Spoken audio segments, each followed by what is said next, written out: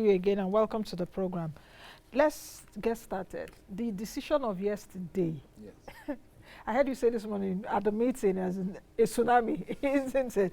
And I called it yesterday like a wahoo. We've never seen the central bank being this aggressive in many years, at least in like 10 years, if I can, if my memory serves me right. Why did the central bank arrive at this decision?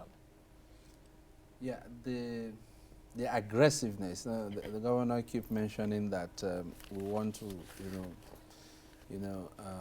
conduct this primary mandate as we've been given in terms of, ensuring price stability by taming inflation aggressively. All along, measures have been taken to address the inflationary trend. The inflation numbers have been rising at least for the last 17, 18, 19 months, month on month, except for December or January this year when it went down, and then February it picked up. So inflation rising is not new, both core and food. However, what is new is that from May this year, you will see that the inflation number from 17.1 or 2 moved to 20.5 within a period of 3 months. They are looking at close to over 200 basis points. What we've had in the entire period that we had inflation from 15, it took inflation from 15 to 17% over a year. You're getting that within 3 months. It means this is alarming, and this is very significant. So policy measures to address that must be assertive and very significant, and that's why you have that heavy push to hold this inflation number back quickly. You can still be doing your moderate, policy rate hike, but it take you like a year or more to get inflation numbers back to the levels that we are looking at. So the more aggressive you attack the problem, the quicker you're able to shorten that rise, because there are still forecasts that inflation numbers will still go up, given the development. This morning you had when one of the journalists was saying that there are floods in some parts of the country now that is going to affect agricultural output, that will affect supply of food commodity. The crisis in Russia and Ukraine is still on. The subsidy issues that we have in Nigeria, the removal of subsidy will also have inflationary. So there are still factors that are still likely going to drive inflation in the near term. So if we do not tame this inflation very quickly now, at least slow down the growth in the inflation numbers, then we will see that will erode all the the gains, the consolidated gains that we've had post-COVID, given all the injections that we've put into the economy, the stimulus package, fiscal and monetary. That will erode all that. Disposable income will now become reduced substantially, because the deflator inflation is bringing that value down substantially, and that will now lead to the fear of both financial system stability and economic recession. The other question is, did the MPC also take a look at the last few months and say our efforts did not yield fruit, and that was why they came in aggressively with a 150 basis point hike to 15.5%? Because I think you raised rates in July. Yes. Is it? Yes. But prior to that time, you've left, it was just on change for almost 1.5 years, I think, at every policy meeting prior to July, when you raised it to 14%, then now 15.5%. Did the MPC say, realize that what it was doing was not yielding fruits? Yeah, even though the MPC was raising rates to curtail inflation, the inflation numbers were rising more than even when the rate hike started. The point is several factors are driving this inflation. There was, even adding to the point you made, there was a time we had 2 years of no monetary policy change in this country.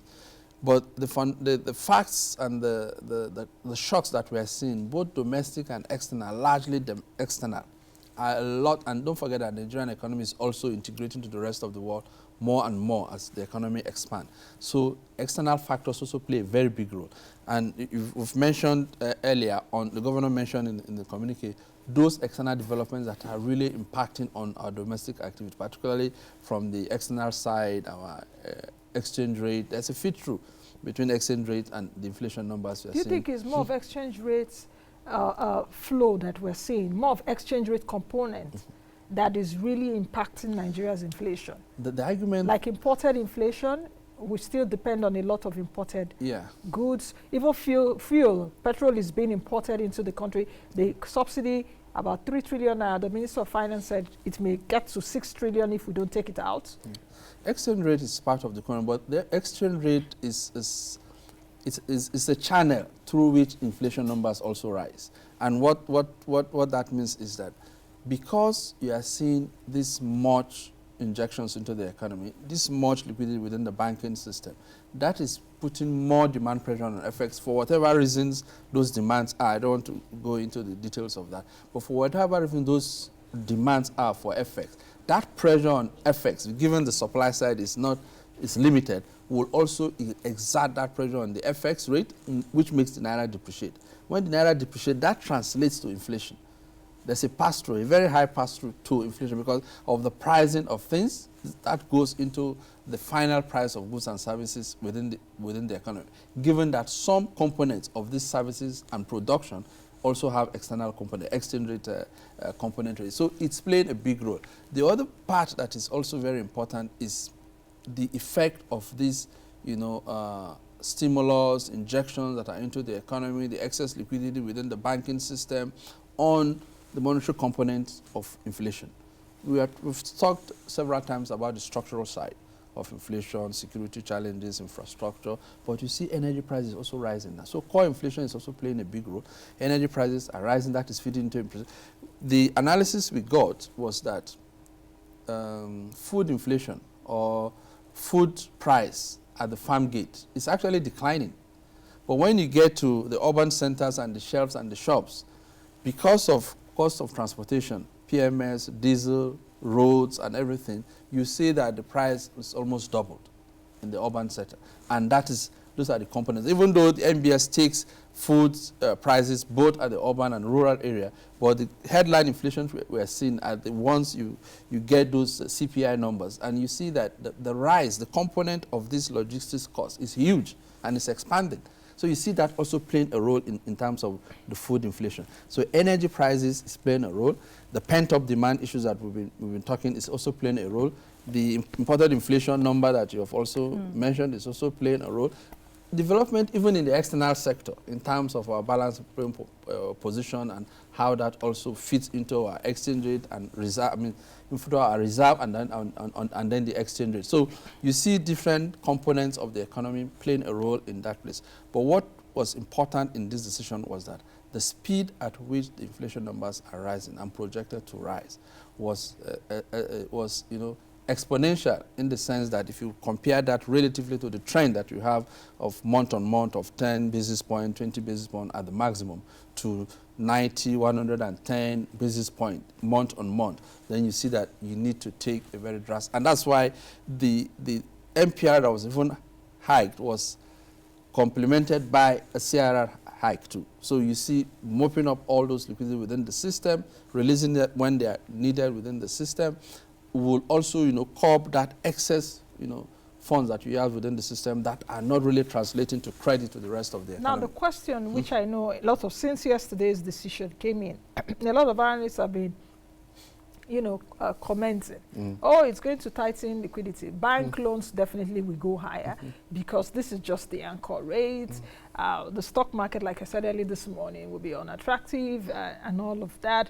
What else again? Okay, you talked about the CRR banks. Perhaps that would also shrink the bank incomes of banks and all of that. Give me a sense of how the MPC looked at all of this and the balancing, really.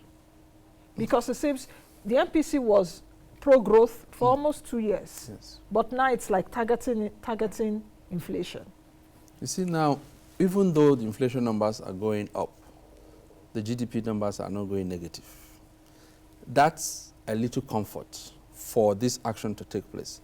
If our economy is in recession, or we've had our GDP number going down drastically, the MPC will not have the room to do what they have done now. Because don't forget, there's a level to which you can overheat the economy. Given that we are still maintaining a positive real GDP rate over the year now, since the end of the COVID. And then employment numbers also moderated before this Russia-Ukraine crisis came into that space, and commodity prices and other items, including minerals, increased. We had that emphasis on coming out of recession.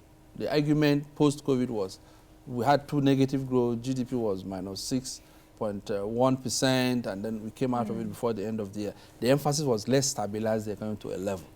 You know, don't forget that we had GDP numbers of 6-7% some 10 years back for a long time. Then we crashed to this. So let's get out of the woods and then get to a stable level. Then we'll start addressing the price stability man. And like the governor emphasized, the most important function or primary function of central bank is to address price and monetary stability, which includes excess liquidity and then the inflation numbers that we're seeing. And the price stability also include the exchange rate, the interest rate, they're all price indicators. So looking at all this bucket of things and the state of the economy in terms of the level of fragility of that economy, it requires that you take this action quickly. There's going to be pain, there's no doubt about it. There's going to be pains, there are going to be, you know, but in every of these choices, you know, these are economics normally says that is the ability to choose within scarce resources most efficiently. So there are trade-offs. You have to balance what are the trade-offs, what are the end benefits of it. So if you look at it, even though cost of production is going to go high because of cost of credit and all that thing, don't forget that even within this space, in the last 3 years or 4, we've also had other credit expansion, particularly development finance institutions of the central bank that have, you know, raked in, governor said, about over 9 trillion over this period. So a lot of manufacturers, services, SMEs have gained from this. However, the actualizations of those, don't forget the supply side takes a while, you know, to start getting production to the market, will now be very, very useful in this space of cost of credit for those production levels to come to the market. When that improves, when you start seeing that production level improve, you know, competition also plays a role. So the suppliers will not perpetually be increasing price because of, it's not only credit that constitutes cost of production. There are other factors, labor and other things. So you look at a gamut of all these factors and say that, okay, there's going to be a shock now, there's huge pain now, but after this period, you start seeing that moderating. And then outputs start picking up. And we're not certain when that period will be. Well, when inflation will go down. Because I personally asked the governor the question yesterday that if inflation continues to rise, does that mean that the MPC will continue to increase rates? We expect that with the actions taken, the inflation rise will moderate. Meaning that if we're already getting 90, 80 basis points, we see that coming to 50, we see that coming to 30. That means inflation is not that inflation has left from 20% to 10%. No, but that the rate at which it rises is moderating. It's also an indication that the inflation numbers is reducing. So we expect that with this huge shock that is coming into the system, there are projections that by end of the year, next year, you start seeing the inflation numbers coming down. And if that happens, then you see the supply side also meeting up with this. It will be a faster downward trend in the inflation number. So that is the project, but the MPC members are also aware of the trade-offs, are aware of the implications of this rising cost that will come in the first instance, but that will also fizzle out over time as you're able to bring down the inflation numbers.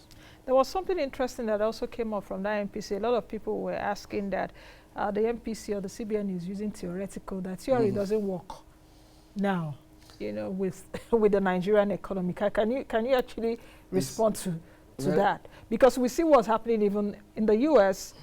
We've seen inflation even come down a bit now in the U.S. I think for the last time it came down, they've also hiked interest rates. We also see what's happening in the UK. I think even other countries, Philippines, Switzerland, Norway, many other countries, Ghana, South Africa. South Africa's inflation, I think it was at 7.6%, the last time from 7.8%. But South Africa, at the last MPC meeting, I think last week, Lesega, who is the central bank governor, Reserve Bank, raised interest rates to, I think, 6.25% or so. So, are you people following the trend? Or Nigeria is a peculiar country. Yeah, you see, I get the point that is being raised in terms of why this is just a textbook a thing, and that others are doing is a bandwagon effect, and that's why you are doing it. Well, what is facing each countries around the world is quite common now.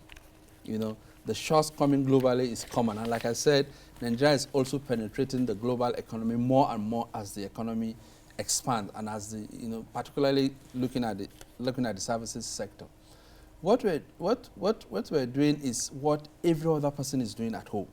You know, I used to have a lecturer that tells me that economist is someone that tells you what you know in a language you don't understand. The technicalities are just for the books, but the realities are hitting us in the face, even in our own households. You know, and you see individuals that didn't even go to primary schools making the same adjustments. What is important here is that the theoretical part of it is for you to understand in certain relationships, what are the expected outcomes? You know that if this and this happen over this time period, people have recorded that. That's what we call models or theories. This is what will happen. However, this can only happen if these other things are in place. Those are the assumptions. So if you are to think within that space, that's where all of us go to school. So be able to think, you know, precisely, and also to be able to use an understanding of our environment, data now, to predict outcomes, so that you use your tools to be able to achieve those expected outcomes. But there are instances that those outcomes will change if the fundamental assumptions change. So theoretically, yes, there are expected, you know, a priori conditions that are supposed to be met. But if the assumptions are different from that one that is in the textbook, then you need to use your own sense, you know, understanding of the economy to adjust. That's your native sense now. Your native sense, your local sense. The Nigerianness. Yes, and your understanding of how your economy works. So it's not a textbook thing, it's the reality on ground that we are being faced. And if others are doing, maybe they're having the same problem. If me and you are having the same problem and say we want to solve it because you are light skin, I'm dark skin in a different way, the impact will still be the same. So we use the same tool if the problems are the same. But individual idiosyncratic, you know, approach to such things, to be specific to the characteristics of your economy, is very important in terms of your understanding of your economy. So what we have done, or what the monetary authorities have done, is looking at these fundamentals and addressing them as it is, you know, known to have particular outcomes for the economy. Okay. The next meeting, which will be the last, hopefully, will be in November. September, October, yeah. November, right. Yes. That's just one meeting left for this year. But anything can happen, because I've also seen in my lifetime extra, what do you people call it? Emergency MPC. Yes. I hope it doesn't get to that level. No, I hope so. You know. But thank you, Dr. Mahmud. Thank you very much. For coming. Just before we go, I also wanted to say, I told you at the beginning of the program that we were at a meeting this morning, 9 a.m. at the Central Bank of Nigeria, where more details were given about this MPC. I would urge all of you, we'll post it online so that you can watch online deliberations of that meeting. If we can, I would also have a date to play it so that you can understand better. But meanwhile, because of that decision yesterday that we saw the CRR now hiked to 32.5%, we also told this morning that savings rates would also follow through, because you know the last time from the MPR of 14%, savings rate was raised to 4.2%, which is 30% of 14%. So we expect that another 30% of 15.5% will be met, which should be around 4.65%. So that will be the rate of your savings. At least that's the base point. The banks can add more if they like, but that is the base rate of what your money. I know why I'm saying this now, because that's your money in your savings account. This is the rate at which it will be going for, if adjusted, 4.65%, which is 30% of 15.5%. I needed to drop it before I leave today. Thank you, Dr. Mahmud, again. I'll see your face again soon. All right, that's the much you can take on today's edition of the program. Thank you for hanging out with us. Thank you for your company. As always, I am Nancy Naji. Be the best you can be and be that change that you want to see. I'll see you all again tomorrow with another guest, another topic. We're talking about Nigeria. It never ends. See you tomorrow.